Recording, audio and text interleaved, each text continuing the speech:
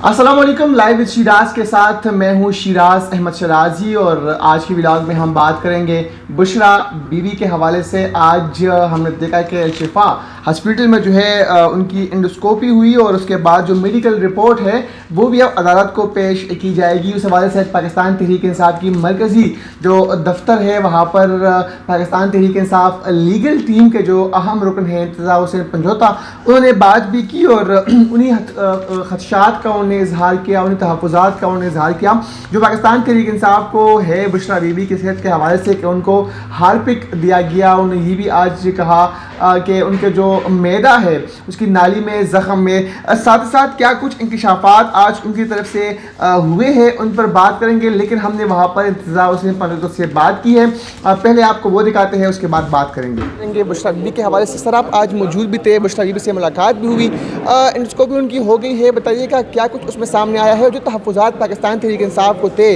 क्या उस तरह से कुछ सामने आया है?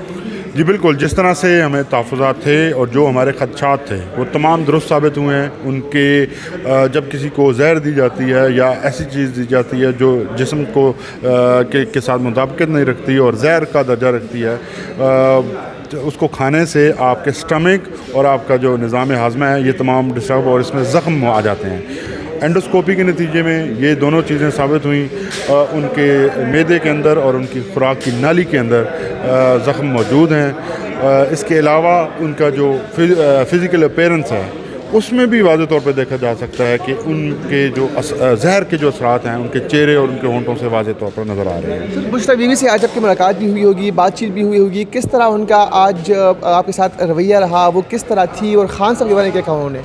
देखिए जी, एक तो मैं ये वाज़े कर दूं, मैं उस प्रोसेस में जहाँ पे उनको डॉक्टर्स लेके गए थे ज़ाती तौर पर मौजूद नहीं था। मुझे डॉक्टर्स ने इन्फॉर्म किया है। ये जो उनकी फ़िज़िकल कंडीशन है इसके बारे में भी उनकी बेटी और उनकी डॉक्टर जो हैं उन्होंने मुझे इन्फॉर्म किया है। इसके अलावा जो उनका मोराल था वो मुस्कुरा रही थी। उनका कहना था कि ये मैं इस सब के लिए तैयार हूँ, बस अगर ये मुझे और ज़हर देते हैं तो मैं उसके लिए भी तैयार हूँ, और अगर मुझे मेडिसिन देते हैं तो मैं उसके लिए भी तैयार हूँ। मेडिसिन देंगे तो ज़ाहिर है ज़िंदा रहना और ज़िंदगी जो है ये अल्लाह ताला का एक बेहतरीन नेमत और तोहफ़ा है। इसकी हिफाजत हमारा फ़र्ज़ है बतौर मुसलमान, तो उसलिए मैं फ़र्ज़ अपना निभा रही हूँ।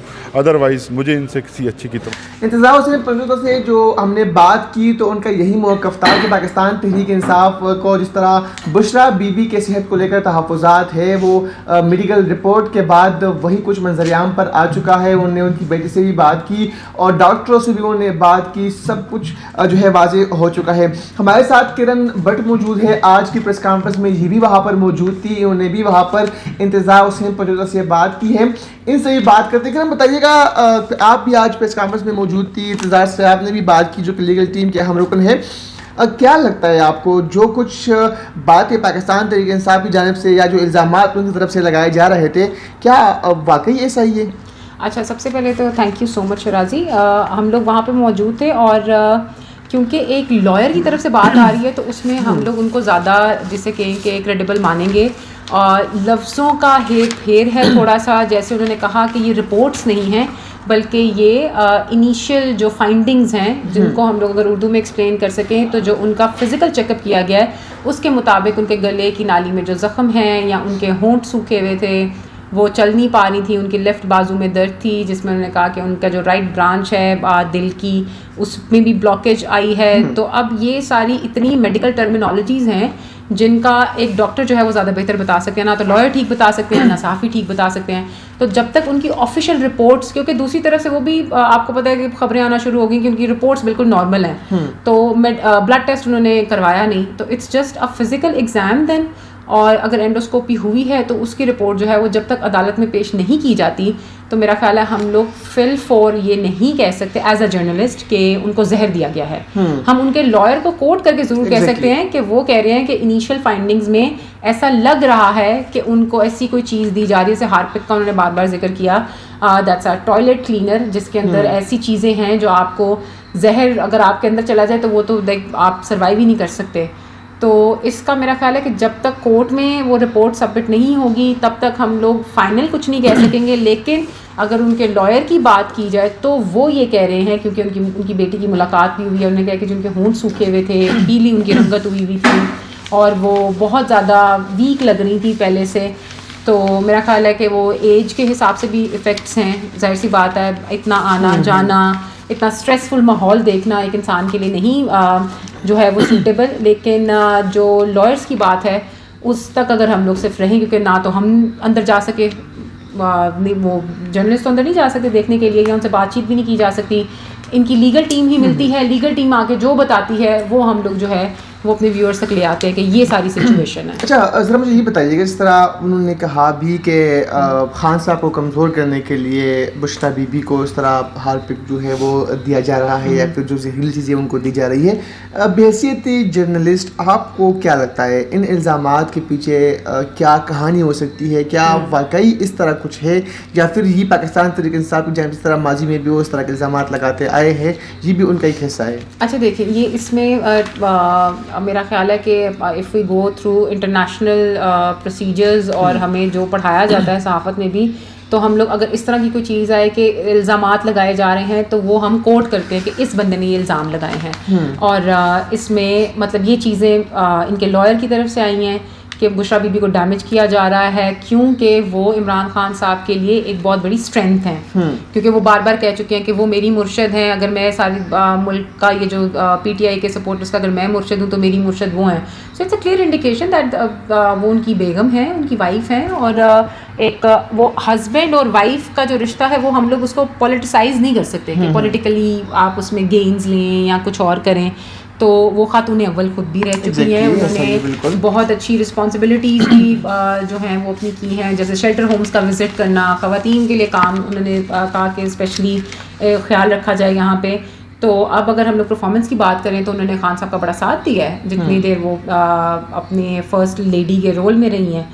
और हमने बड़ा देखा है जो खान साहब अपनी पर्सनल लाइफ ज़्यादातर टीवी पे नहीं लाते थे, जैसे उनकी बहनें पहले नहीं आई कभी टीवी पे, अब उनकी बहनें भी मतलब टीवी पे आती हैं, बात करती हैं। उनकी वाइफ जो इससे पहले रह चुकी है Reham Khan, she was also very outspoken in the media, but Bushra Bibi ने बड़ा एक डिफरेंट रोल जो है वो अपनाया और वो सिर्फ वहाँ तक महदूद रही जितना खातून अव्वल के रोल होने चाहिए। लेकिन जैसे आज पंजोता साहब ने कहा कि क्योंकि वो उनकी स्ट्रेंथ है, so anyone wants to weaken they will attack. जाहिर सी बात है, the person who is very close to. Exactly रहा है कि जब किसी से बदला लेना हो, किसी को तंग करना हो तो जो उनकी कमजोरी है हम उन पे अटैक करते हैं। बिल्कुल अब इंतजार किया जा रहा है कि जो मेडिकल रिपोर्ट सामने आएगी उसको फिर अदालत में पेश किया जाएगा तो क्या कुछ उसमें होगा। लेकिन ज़ाहिर से जो खबरें मौसूल हो रही है उसमें ये सामने ज़रूर आया है कि जो आज पंजोता साहब ने प्रेस कॉन्फ्रेंस में बातें की है, जो रिपोर्ट ज़राए की जानिब से जो है पेश की गई है, सामने आई है, तो उसमें ज़मीन और आसमान का फ़र्क है। खैर, जो अदालत को रिपोर्ट पेश की जाएगी उसके बाद ही हम उस पर तफसीलन बात करेंगे। लेकिन आज एक और अहम खबर ये थी पाकिस्तान तहरीक इंसाफ के हवाले से कि चीफ जस्टिस पाकिस्तान को ख़त लिखा गया है। पाकिस्तान तहरीक इंसाफ के बानी चेयरमैन इमरान खान के कहने पर पाकिस्तान तहरीक इंसाफ ने 4 सफ़ात पर मुश्तमिल ये ख़त है जो कि इस वक्त मेरे हाथ में भी है और तकरीबन 7 पॉइंट्स है। इस ख़त के 7 पॉइंट्स में जो है शिकवे शिकायत पाकिस्तान तहरीक इंसाफ की जानिब से इस ख़त में जो है वो किए गए हैं। चीफ जस्टिस सुप्रीम कोर्ट को जो है ख़त में कहा गया है कि सिविल सुप्रीमेसी और आयन की बरादस्ती पर जोर देने की जो है तलकीन की गई है ख़त में। साथ ही साथ नवाज शरीफ की तोशाखाना से जो है गाड़ियों के मामले पर भी इस ख़त में बात की गई है। इसके अलावा जो बहावल नगर का वाक़या है, इसके बाद जो जस्टिस का ख़त है वो मामला, और कमिश्नर रावलपिंडी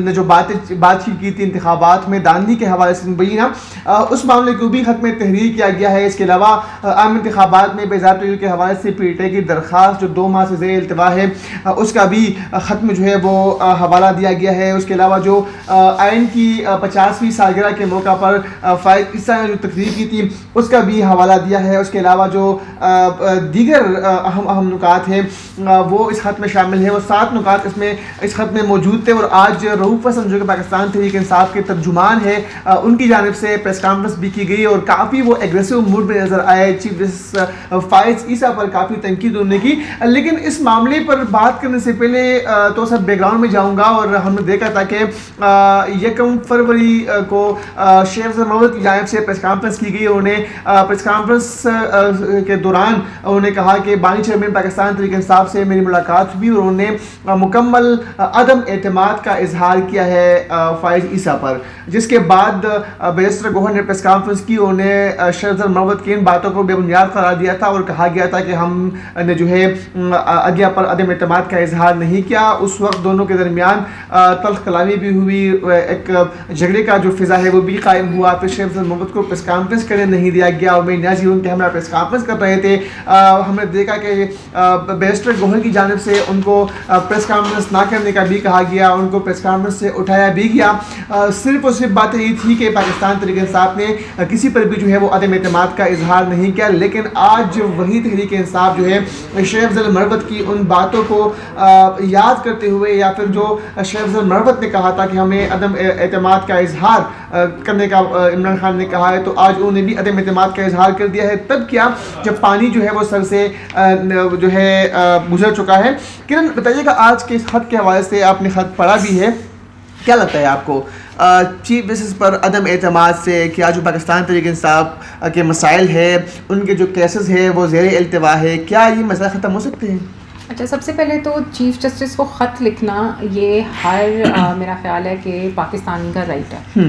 चीफ जस्टिस हो, पीएम हो, प्रेसिडेंट हो, आपके चीफ सेक्रेटरी हो, आपके चीफ मिनिस्टर्स हो, कोई भी ऐसा इंसान जो कि आपके लिए काम करता है, वो ब्यूरोक्रेट है, वो पॉलिटिशियन है या कोई भी है, उससे आप, जैसे हमारे मुल्क में राइट टू इंफॉर्मेशन का भी जो है वो लॉ मौजूद है, आप एज अ सिविलियन हर उस इदारे से सवाल कर सकते हैं या आप उनसे अपनी जिसे कहें कि एक तो शिकायत दर्ज करा सकते हैं कि मुझे आपसे ये मसला है। अब ये जो लेटर है ये लिखा गया है इमरान खान साहब की तरफ से, नीचे इमरान खान साहब का जो है वो नाम लिखा गया है, साइन मौजूद है। और फिर उन्होंने एक जो क्रक्स है, अगर ये आप मुझे दें, तो वो जो उन्होंने नीचे एक बड़ी मज़े की जो है एल्बर्ट आइंस्टाइन को कोट किया हुआ है, the world is a dangerous place not because of those who do evil but because of those who look on and do nothing. So Einstein की एक कोटेशन है कि जो ये दुनिया है ये इसीलिए ख़तरनाक जगह है उन लोगों की वजह से नहीं जो कि बुराई करते हैं, उन लोगों की वजह से जो कि इसको देखते हैं और कुछ नहीं करते हैं। तो इस दुनिया में कत्ल उसका मुनाफिक नहीं कोई जो जुल्म तो सहता है बगावत नहीं करता। बिल्कुल, अभी शराजी साहब के ये स्ट्रॉन्ग पॉइंट्स हैं कि वो शायरी बहुत अच्छी करते हैं और मेरे ऊपर से गुजर जाती है शायरी, तो ये हमारा रूटीन है ऐसा ही। बट पॉइंट इज दिस कि this letter is very important. Yes, you can write a letter to your chief justice, why not, आपको लिखना चाहिए, ये डेमोक्रेसी है, हर बंदे का ये इख्तियार है और ये लिखना चाहिए। अब इसमें पर यह है कि point to be noted is like 7 points उन्होंने लिखे हैं, उनमें सनम जावेद की भी बात की गई है, अपनी ख़वातीन जो उनके वर्कर्स हैं उनके साथ, जो बिल्कुल आलिया हमजा, डॉक्टर यास्मीन राशिद को उन्होंने आज मेंशन किया, कायदे आज़म को उन्होंने कोट किया हुआ है, होली कुरान और प्रॉफिट को कोट किया हुआ है कि हमें उससे गाइडलाइन लेनी चाहिए कि इंसाफ इंसाफ इंसाफ सबसे ज़्यादा इंपॉर्टेंट है। बट पॉइंट ये है कि उन्होंने कहा है कि बहुत ज़्यादा उनकी पिटिशन जो है वो पेंडिंग है सुप्रीम कोर्ट के अंदर और वो काजी फायज ईसा साहब से रिक्वेस्ट करना चाहते हैं कि वो उन पिटिशंस को जल्द से जल्द जो है वो फिक्स करें ताकि उसकी हेयरिंग हो सके। अब उसमें तोशा खाना केस का भी आज जैसे हमें पता चला कि एक नया एक चैप्टर खुल रहा है।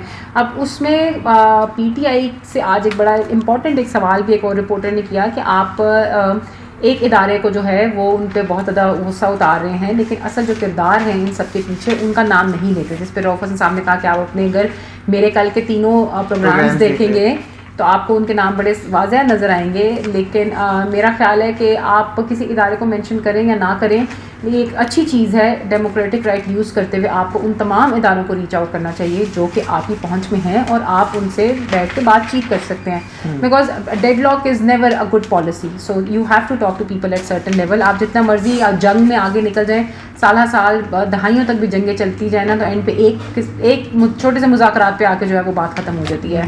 तो मेरा ख्याल है कि ये पॉलिसी पीटीआई अगर अपना रही है कि वो बातचीत करना चाह रही है और इन इदारों को रीच आउट कर रही है, तो I guess it's a very good step that they are looking towards democratic institutions and they are asking के कॉन्स्टिट्यूशनल जो है वो सुप्रीमेसी होते तो हर पार्टी कहती है। पीएमएलएन ने भी जब उन पे बुरा वक्त आया था तब भी हमने बड़े नारे सुने थे कि वोट को इज्जत दो और ये चीज़ें होनी चाहिए जी। हमने तब भी बहुत जो लोग हैं एकदम से ऑपोजिट जाते हुए देखे थे। तब मतलब जजेस को ख़त लिखने, जजेस को रीच आउट करना, अदलिया को बार बार कहना कि हमारे लिए हमारे केसेस सुने, हमारी पटिशन्स लगाएं, या बहुत ज़्यादा एक तरफ लेफ़्ट पे चले जाना, बलूचिस्तान के मामलात को देखना, मिसिंग पर्सनस पे हमने भी देखा है कि मरीम नवाज़ आके धरनों में बैठती नहीं है, मुदस्सिर नाडू के बेटे को उठा के हाथ में प्रेस कॉन्फ्रेंसेस गोद में उठा के उन्होंने की हैं, और लेकिन अब वो चीज़ें नहीं नज़र आती। तो मेरा ख्याल है कि पॉलिटिक्स के स्टूडेंट्स या पॉलिटिकल साइंस के स्टूडेंट्स के लिए Pakistan can be a very good case study कि जब हुकूमतों में ये आते हैं तमाम जिनकी शिकायतें होती हैं, ये भी पीटीआई की भी शिकायतें हैं, और जब ये हुकूमत में आए थे और जब थे तब इनकी शिकायतें थोड़ी कम हो गई थी और फिर इनकी शिकायतें दूसरी तरफ चली जाती हैं।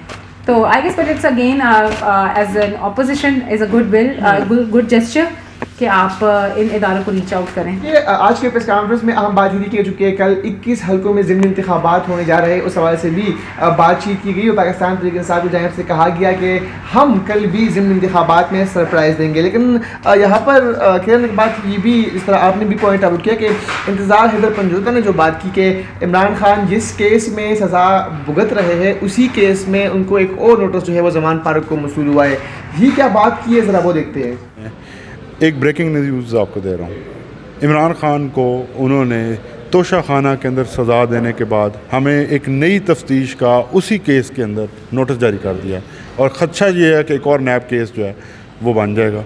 उसकी तफसीलात हम सामने ला रहे हैं। तो शाहाना के केस जी, हमें नोटिस मौसूल हो गया। ज़मान नोटिस में क्या क्या है सर? नोटिस में वही पुरानी चीज़ें हैं, लेकिन फिर से वही कि आपने गिफ्ट लिए और आपने उनका गलत इस्तेमाल किया और आपने जो पैसे की अदायगी वो नहीं की, वही इल्ज़ामात हैं। लेकिन एक और इंक्वायरी दोबारा से आ गई है, सज़ा भुगत रहे हैं, जेल के अंदर पड़े हैं, लेकिन अजीब ये बेतुकी और बेमंतकी सी हुकूमत है कि ये उन्हीं चीज़ों के ऊपर दोबारा से जो है वो हमें नोटिस भेज रहे हैं। कि इंतज़ार हैदर पंजोता ने ब्रेकिंग न्यूज़ दी और उनका ये कहना है कि उस केस में, जिस केस में बानी चेयरमैन पाकिस्तान तहरीक इंसाफ इमरान खान सज़ा काट रहे हैं, जेल के अंदर है, तो उसी केस में एक मरतबा फिर से उनको नोटिस मिली है। लेकिन आज केस ख़त के बाद देखना हुआ है कि फ़ाइज़ ईसा साहब क्या करते हैं, क्या वो पाकिस्तान तहरीक इंसाफ के जो मुतालबात हैं उनको मानती भी है, या फिर उनकी तरफ से इससे भी ज़्यादा सख्त रद्द-ए-अमल जो है वो सामने आ सकता है। इजाज़त दीजिए, अल्लाह हाफ़िज़।